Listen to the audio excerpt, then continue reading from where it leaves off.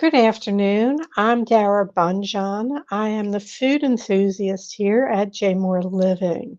I'm a food writer, food stylist, PR maven, and a frustrated baker. Those of you joining us live, please feel free to drop your questions or comments into the comment box, and you'll see me check from time to time, and especially if you have questions for our guest, which I hope you do. Today's guest is Maya Kaimal, founder, Chief Creative Officer of Maya Kaimal Foods. Her original refrigerated sauces were enthusiastically received by New York City specialty stores, and over the years, her line has evolved to include simmer sauces, dals, chanas, rice, and condiments, which are in over, I believe, 1,500 outlets nationwide, probably more, Target, Whole Foods. Before her product line, she was the photo editor of Savor magazine, where she was inspired to delve into the culinary arts, especially her Indian background. Her first cookbook, Savoring the Spice Coast of India, Fresh Flavors from Kerala, won the Julia Child Cookbook Award. Time flies, and her third cookbook was recently released, Indian Flavor Everyday Simple Recipes and Smart Techniques uh, to inspire. Let's welcome Maya. I have this here, and we'll pop it in. Hi, Eh, Dara. Hi, Maya. We were playing a little catch up before the show, Okay. and I have to say that I met Maya before she was married, and she has two grown twin daughters now. So that tells you it was a bit back. She was a wee girl. Maybe I wasn't, but While back, different life. it, yeah, you were working for Savor at that time, Yeah, and that that was it was, when sorry. yeah, that's okay. Was it That when you started with Savor that you got involved with the food, or was it before then? really went back before that. So my first career was in magazines as a photo editor, and um, but I was also interested in my father's recipes, right? So my father's from South India, and my mother's American, but he really did like to cook, and they were both great cooks. But his recipes, he really perfected and would wrote them out very clearly, and so I had them with me living in New York, working for various publications, and I would cook them, bring in food for lunch, and then my colleagues started asking me about what I was eating and asked me if I would bring in food for them, and so it sort of started that I was cooking and bringing these lunches in and selling lunch at Us Magazine, and did that for, I don't know, about a year, I guess, and it was fun. I mean, I was making some money at it, and people really liked it, and I got to see people experience Indian food. Um, and be sort of surprised by home cooked Indian food, right? It was eye opening for them to taste something different from what they were used to getting in restaurants. And so I think it was that really got me intrigued about the fact that there was this gap, this distance between what people thought Indian food was and how they felt about it when you made it for them. Really, like with great ingredients and really well honed recipes. So that led me to want to write my first book, and that first book led to the second book, and then I left publishing, and started this sauce business. Publishing was, I should be fully honest, my position was eliminated, so publishing kind of left me more than I left it. So it was time for a new career, and that's how I got into the starting the food business. Well, having some here. Okay. Um, we were just talking. I met you, like I said, in 2000, and that's when You had fresh flavors from Kerala or Kerala. Am I pronouncing it right? Kerala. Kerala. Kerala. Kerala won the Julie Child Cookbook Award, and you were here at the Baltimore Book Festival. And as I was discussing, I remember the vivid colors and the Oh, photographs and this elephant that was painted with these turquoise and all these colors. And now I see those colors in all your packaging. It's stand out.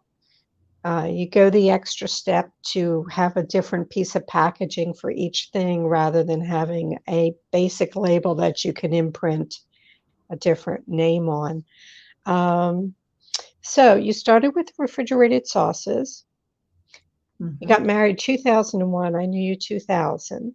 Mm-hmm. Guy, your husband's name is Guy. Yeah. He's involved with the business. Did he have any food background? What No, was he doing? no, I mean he was a big fan of Indian food. He'd lived in, grew up in Canada, but lived in England and had developed a fondness for, vindaloo and he really liked Indian food. So, but no, he didn't have a background in food, and neither of us had a background in business. He had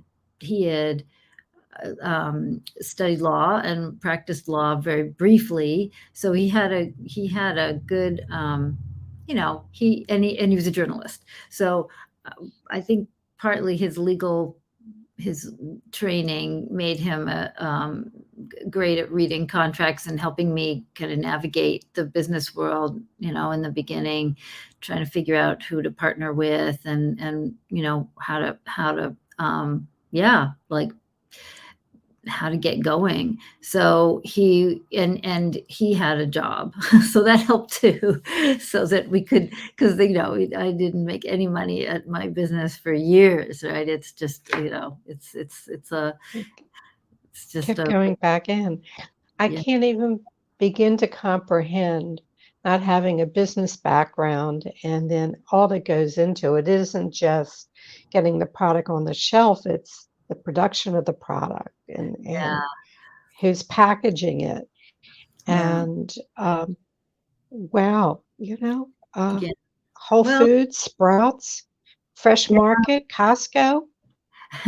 yeah, yeah, it was sort of step by step. We were able to grow it, and it also helped that we had some entrepreneurial friends in New York City back then, and they were very encouraging and supportive and generous with their network of people, like their lawyer and their accountant and their label maker. Like they helped us feel like, okay, this is doable, right? If our friends have been able to do it, build businesses, this we can do this too. You don't have to have a business background, you just have to bring in the right people. So yeah, so it's, but it all feels like one enormous learning curve, right? There's still things Sure.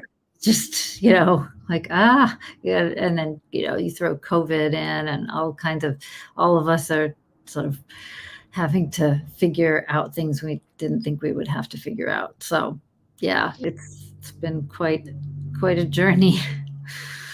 Was there, let me put it this way, was there a plus that came out of COVID for you? Well, I do think that we probably gained a lot more consumers. People were trying us, because more people were obviously cooking at home. We know this.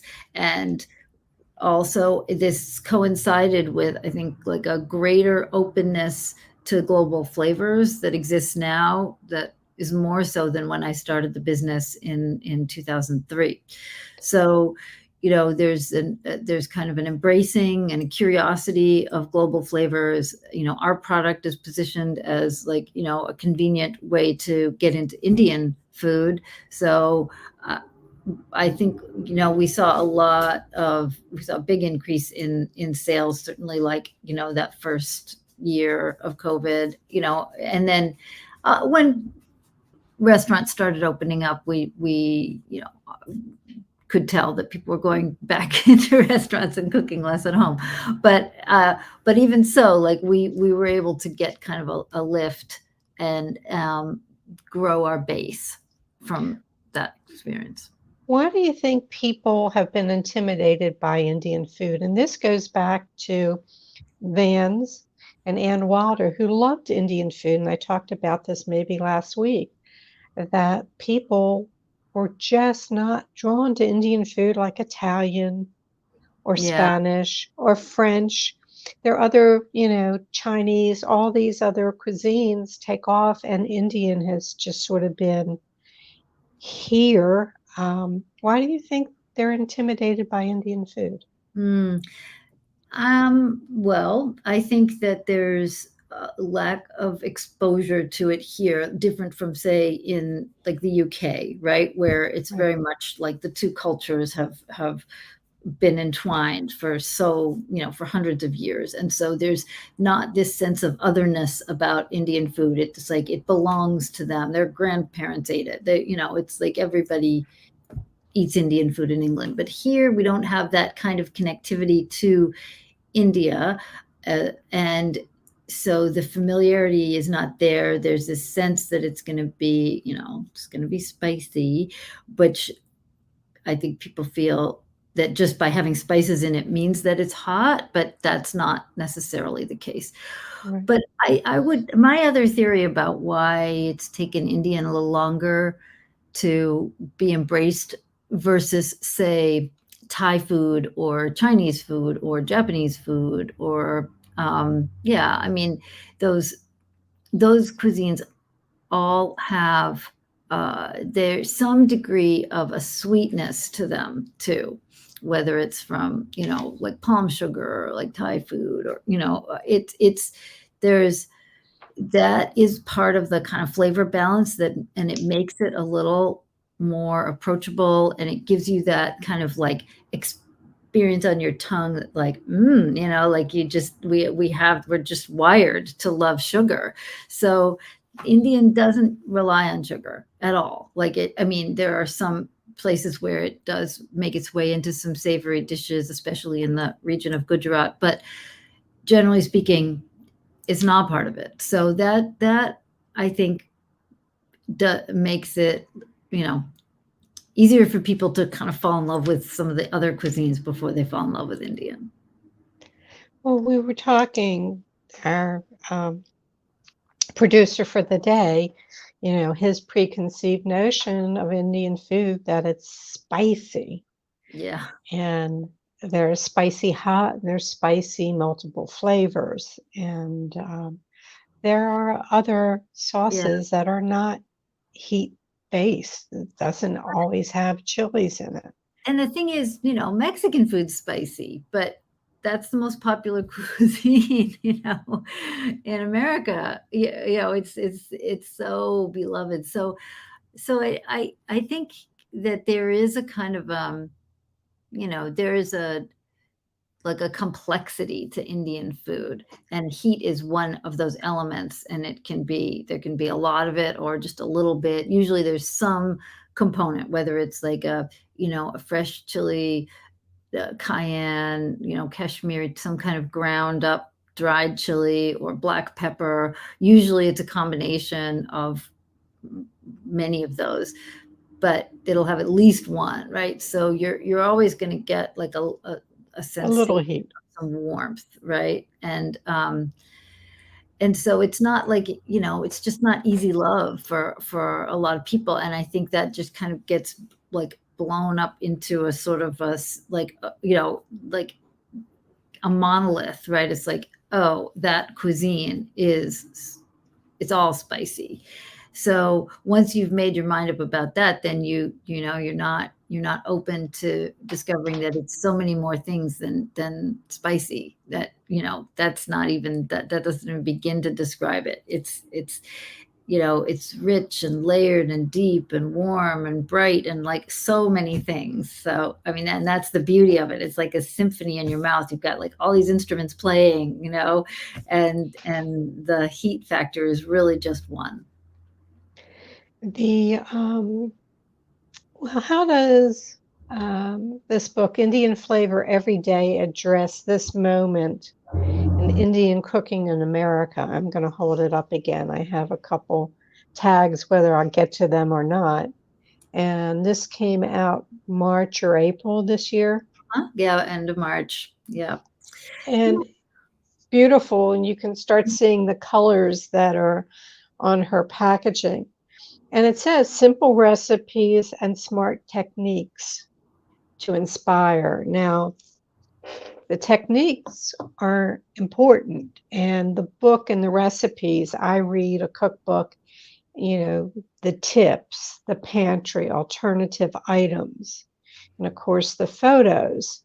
And I was looking through the book at the recipes, and there's a term that I never heard of before. There's probably a couple of them, but the one that stood out because it's necessary on the majority of the recipes is tarka.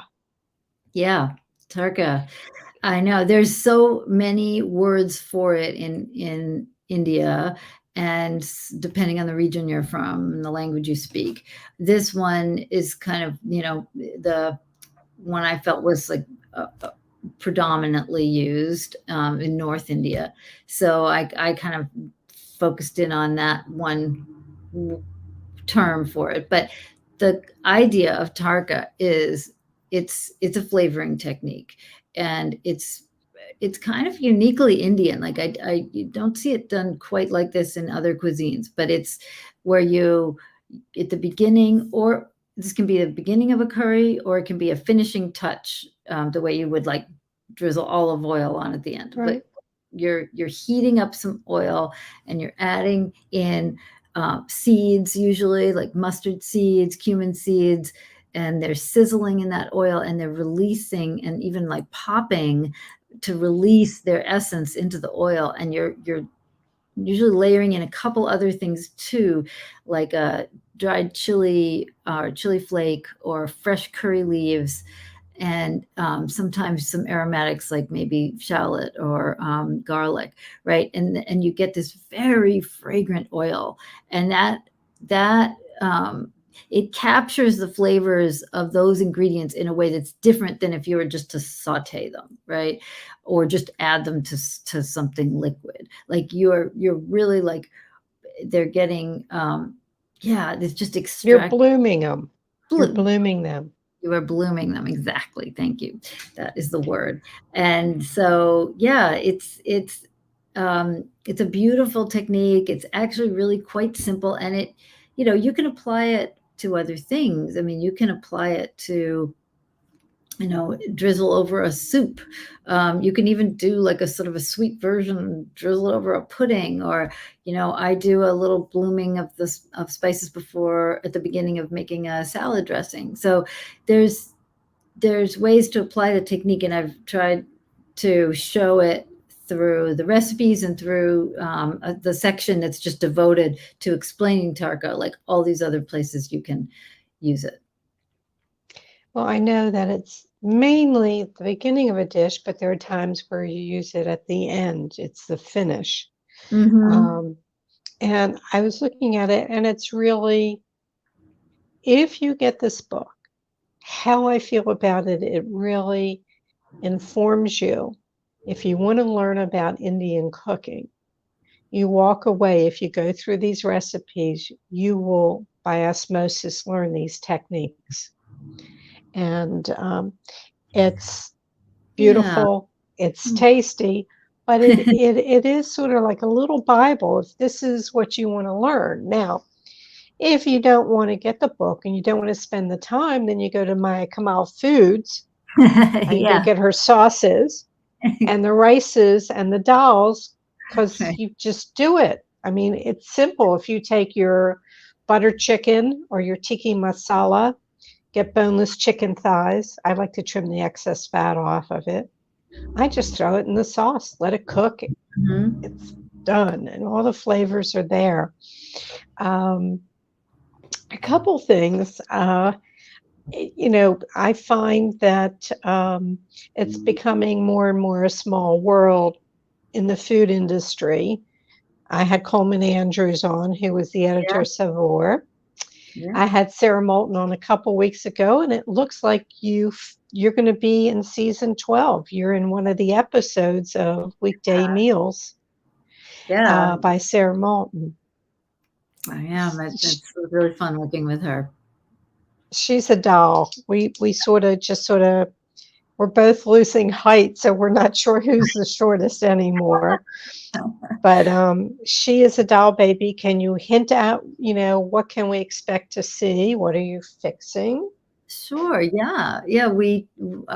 So the idea was like, 2 meals out of one dish. So how you could prepare something one night in a big enough batch that you have leftovers the second night and you turn it into something different Different. that night. So, yeah. And, yeah, we make a dish that is called keema, and it's a North Indian ground meat um, curry that's pretty easy to make and really flavorful. It's kind of very much like Indian comfort food. So yeah, so that's the featured dish, and yeah. So everybody, it started to air in October. I don't know what episode. She's the first 4 or 5 episodes, I think, is Italy, and then she traveled to go see her friends in different places in the U.S. to do episodes. So look for Maya. And before I forget about it, mayakaimal.com. Oh, yes. Maya Kaimal, Instagram, Maya Kaimal, Facebook. All these connections and links are up in the comments section for ease. So please check it out. And in reading your acknowledgments, another small world thing, I saw that you're right in the acknowledged beginning, a big salute to Susan Herman Loomis. Oh, yes. Uh, Susan. I food styled and I drove her around when I was working with Carrie and doing media escort. And we had a great time. So, yeah, Yeah. I know her. And a lot of people, if you French cooking, Hmm. Susan Herman Loomis.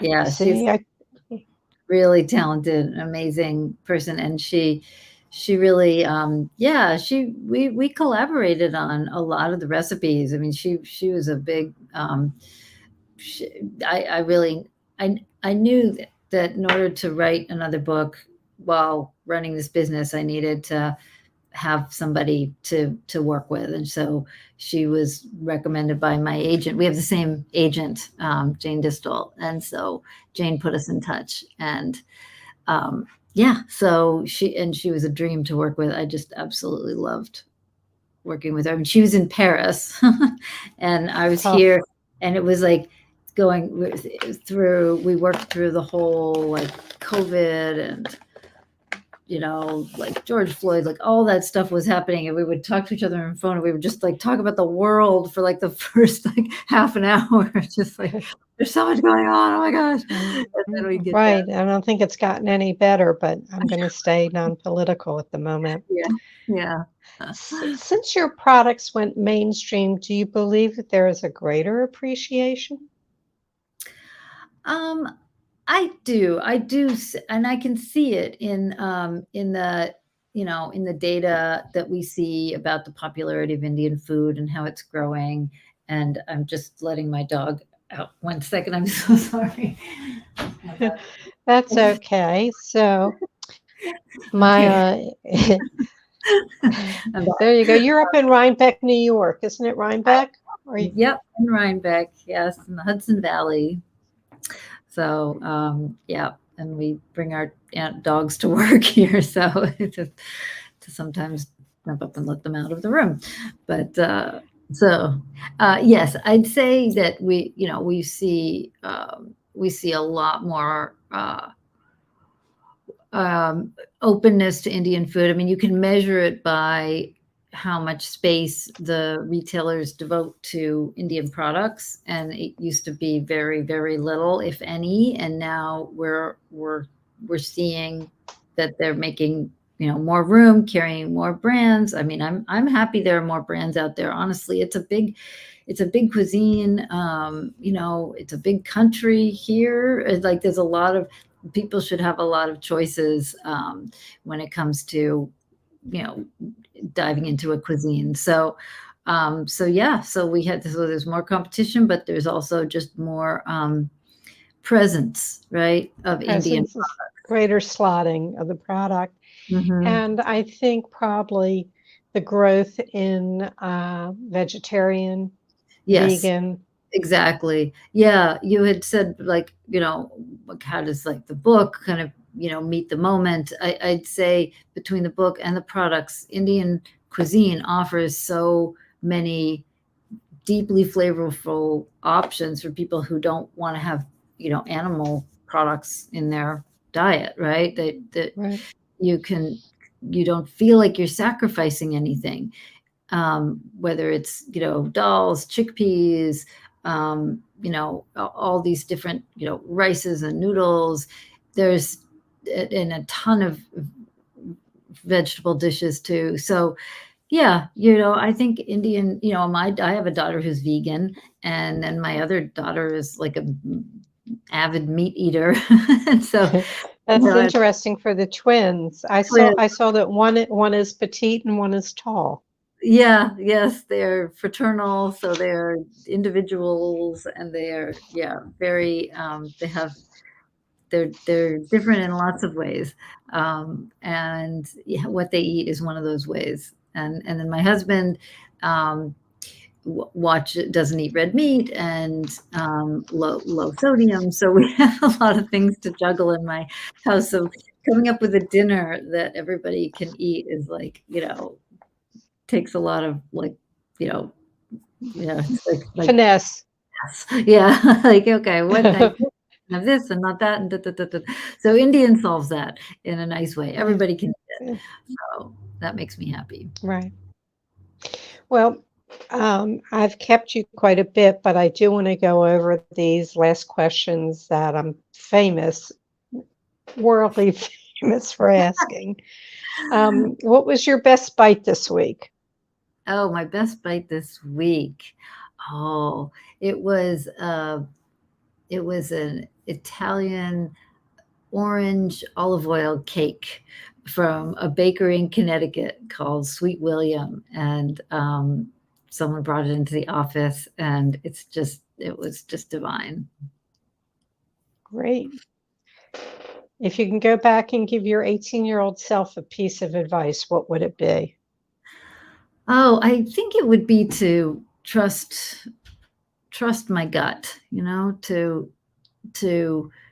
not worry so much about whether I, was exactly whether I had like thought things through, done all the research, done all the, like sometimes I worry that I'm not qualified to make a decision. Oh wait, oh I'm not a business person, or I don't know whether what the right thing is. But honestly, I've come to learn that there's just like you actually do know a lot more than you think you do, and you can feel it and it's a right decision. And so I wish that the younger me was able to do that more. It would eliminate a lot of stress, wouldn't It would, and yeah, it? self-doubt can really like hamper you, you know? And so, Absolutely. yeah. If you wake up tomorrow morning with a new talent, what would the new talent be? Ah, I think I'd like to be a textile designer. Yeah, it's a Well, fantasy of mine. that's okay. And I can imagine it'll be all in these aqua and turquoise and pink Yeah, colors. very Am I right? colorful. Definitely very colorful, yes. Yes. All right, And I'm you in. I'm in. People, you can't miss her product on the shelf. If you see something gorgeous and mm, turquoise and pink and orange and lime green, pick it up. All yeah. right. What didn't I ask you that I probably should have? Oh gosh. That you should have? Well, I guess what Did I would miss be, something? but, I think, um, you could ask me what would be the title of my memoir. All right. It would Maya, be what would be the title of your memoir? it would be, "Eat the best bite first." That's my philosophy, is that, you just don't, life is too short. You need to just, whether it's like the crust end of the pie, or, whichever part looks the most delicious. Don't wait on that, because that first bite is always the best, right? It's always like you're experiencing those flavors for the first time, and I think you don't need to postpone enjoyment. You should just like embrace it and go for it. And so I think Don't that's postpone the joy, exactly. somebody said. I want to thank you. Reminded, I didn't even go to the book. I have my little tags in there. I think you covered it. Everybody, here we go. Not the best with everything we're doing. Maybe if I go back further, there we go. All right. You get it. Maya, I want to thank you. The best of the holiday season. And I need to pick up a couple more Indian supplies. I Hmm. do have some. I was going to go into Kick and I bought all this stuff and I never went forward because I was missing things. So now I have an excuse to get back into it. Thank you Okay. so much. A Oh, happy and healthy 2024. Thank you. thanks so much, Dara. Great to talk to you. Good talking with you. All right. My food tidbit of the week, or more than that, I should say. Uh, Crab is on my mind. I was invited to go out to BWI Airport where they were doing bites at BWI, showing off all the fabulous food that you can now buy at BWI, the restaurants. So I had Miss Shirley's crab soup, yummy. I had R&R jumbo lump crab roll, like a lobster roll. I had a little bit of that, not the whole thing. Silver Diner had a mashed avocado crab cake slider. So plenty of for tourists coming into BWI or flying out of an extra time, take advantage of these restaurants.